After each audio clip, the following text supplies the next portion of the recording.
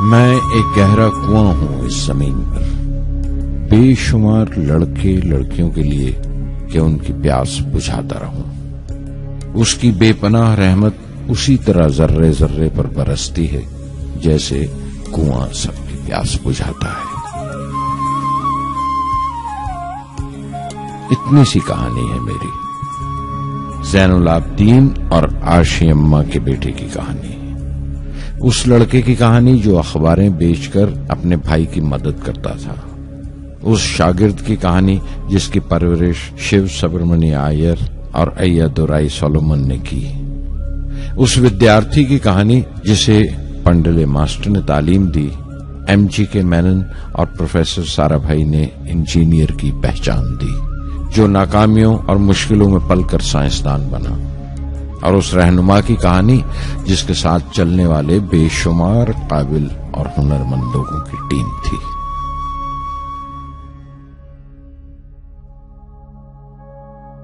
میری کہانی میرے ساتھ ختم ہو جائے گی، کیونکہ دنیاوی معنوں میں میرے پاس کوئی پونجی نہیں ہے، میں نے کچھ حاصل نہیں کیا، جمع نہیں کیا، میرے پاس کچھ نہیں اور کوئی نہیں، نہ بیٹا نہ بیٹی نہ پریوار۔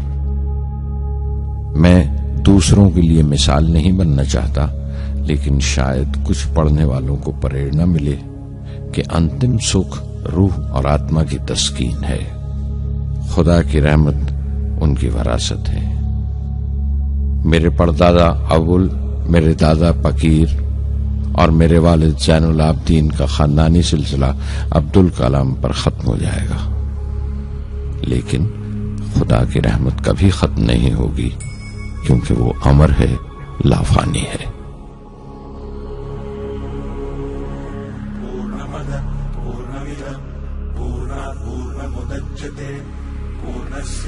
पूर्णमादाय पूर्णमेवावशिष्यते। पूर्णमदः पूर्णमिदं पूर्णात् पूर्णमुदच्यते पूर्णस्य पूर्णमादाय पूर्णमेवावशिष्यते। पूर्णमदः पूर्णमिदं पूर्णात् पूर्णमुदच्यते पूर्णस्य पूर्णमादाय पूर्णमेवावशिष्यते। पूर्णमदः पूर्णमिदं पूर्णात् पूर्णमुदच्यते पूर्णस्य पूर्णमादाय पूर्णमेवावशिष्यते।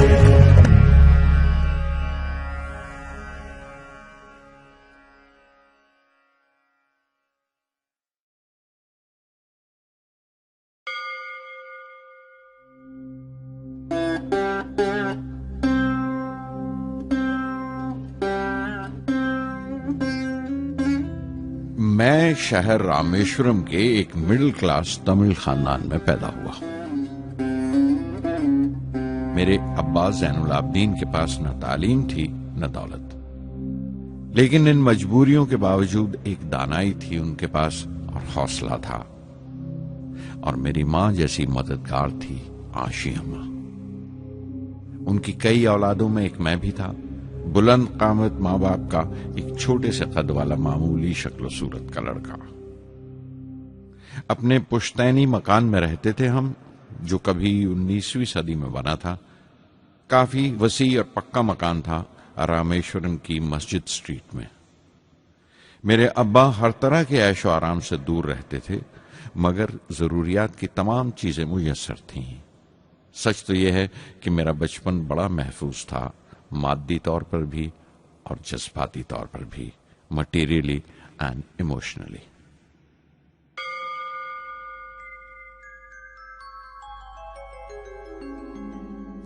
رامیشورم کا مشہور شیو مندر ہمارے گھر سے صرف 10 منٹ کی دوری پر تھا۔ ہمارے علاقے میں زیادہ آبادی مسلمانوں کی تھی، پھر بھی کافی ہندو گھرانے تھے جو بڑے اتفاق سے پڑوس میں رہتے تھے۔ ہمارے علاقے میں ایک بڑی پرانی مسجد تھی جہاں میرے ابا مجھے ہر شام نماز پڑھنے کے لیے لے جایا کرتے تھے۔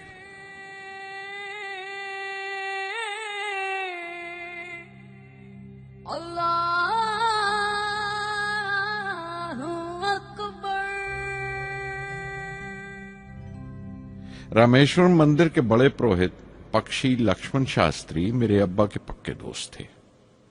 मेरी बचपन की यादों में आंकी हुई एक याद ये भी थी कि अपने अपने रवायती लिबास में बैठे हुए वो दोनों कैसे रूहानी मसलों पर देर देर तक बातें करते रहते थे।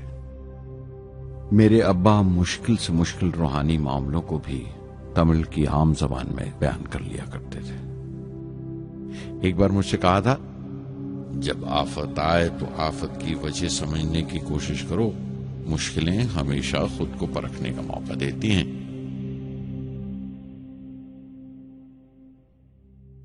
मैंने हमेशा अपनी साइंस और टेक्नोलॉजी में अब्बा के असूलों पर चलने की कोशिश की है। मैं इस बात पर यकीन रखता हूं कि हमसे ऊपर भी एक आला ताकत है, एक महान शक्ति है जो हमें मुसीबत, मायूसी और नाकामियों से निकालकर सच्चाई के मुकाम तक पहुंचाती है।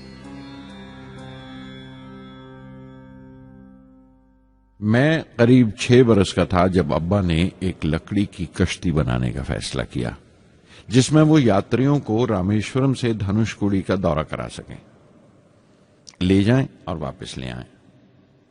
वो समंदर के साहिल पर लकड़ियां बिछाकर कश्ती का काम किया करते थे। एक और हमारे रिश्तेदार के साथ, अहमद जलालुद्दीन। बाद में उनका निकाह मेरी आपा जोहरा के साथ हुआ। अहमद जलालुद्दीन हालांकि मुझसे 15 साल बड़े थे, फिर भी हमारी दोस्ती आपस में जम गई थी। हम दोनों हर शाम लंबी सैर को निकल जाया करते थे। मस्जिद गली से निकलकर हमारा पहला पड़ाव शिव मंदिर हुआ करता था, जिसके गिर्द हम उतनी ही श्रद्धा से परिक्रमा करते थे जिस श्रद्धा से बाहर से आए हुए यात्री। जलालुद्दीन ज्यादा पढ़ लिख नहीं सके उनके घर के हालात की वजह से, लेकिन मैं जिस जमाने की बात कर रहा हूं, उन दिनों हमारे इलाके में सिर्फ वही एक शख्स था जो अंग्रेजी लिखना जानता था। जलालुद्दीन हमेशा तालीम याफ्ता पढ़े लिखे लोगों के बारे में बातें करते थे, साइंस की इजाद, मेडिसिन और उस वक्त के लिटरेचर का जिक्र किया करते थे। एक और शख्स जिसने बचपन में मुझे बहुत मुतासिर किया वो मेरा कजन था, मेरा चचेरा भाई शमसुद्दीन। उसके पास रामेश्वरम में अखबारों का ठेका था और सब काम अकेले ही किया करता था। हर सुबह अखबार रामेश्वरम रेलवे स्टेशन पर ट्रेन से पहुंचता था। सन 1939 में दूसरी आलमगीर जंग शुरू हुई, द सेकेंड वर्ल्ड वॉर। उस वक्त मैं 8 साल का था। हिंदुस्तान को इत्तेहादी फौजों के साथ शामिल होना पड़ा और एक इमरजेंसी के से हालात पैदा हो गए थे। सबसे पहली दुर्घटना यह हुई कि रामेश्वरम स्टेशन पर आने वाली ट्रेन का रुकना कैंसिल कर दिया गया और अखबारों का गट्ठा अब रामेश्वरम और धनुषकोडी के बीच से गुजरने वाली सड़क पर चलती ट्रेन से फेंक दिया जाता। शमसुद्दीन को मजबूरन एक मददगार रखना पड़ा जो अखबारों के गट्ठे सड़क से जमा कर सके। वो मौका मुझे मिला और शमसुद्दीन मेरी पहली आमदनी की वजह बना। हर बच्चा जो पैदा होता है वो कुछ समाजी और आर्थिक हालात से जरूर असरअंदाज होता है और कुछ अपने जज्बाती माहौल से भी। उसी तरह उसकी तरबियत होती है। मुझे दयानतदारी और सेल्फ डिसिप्लिन अपने अब्बा से विरासत में मिला था और मां से अच्छाई पर यकीन करना और रहमदिली। लेकिन जलालुद्दीन और शमसुद्दीन की सोहबत से जो असर मुझ पर पड़ा, उससे सिर्फ मेरा बचपन ही महज अलग नहीं हुआ, बल्कि आइंदा जिंदगी पर भी उसका बहुत बड़ा असर पड़ा।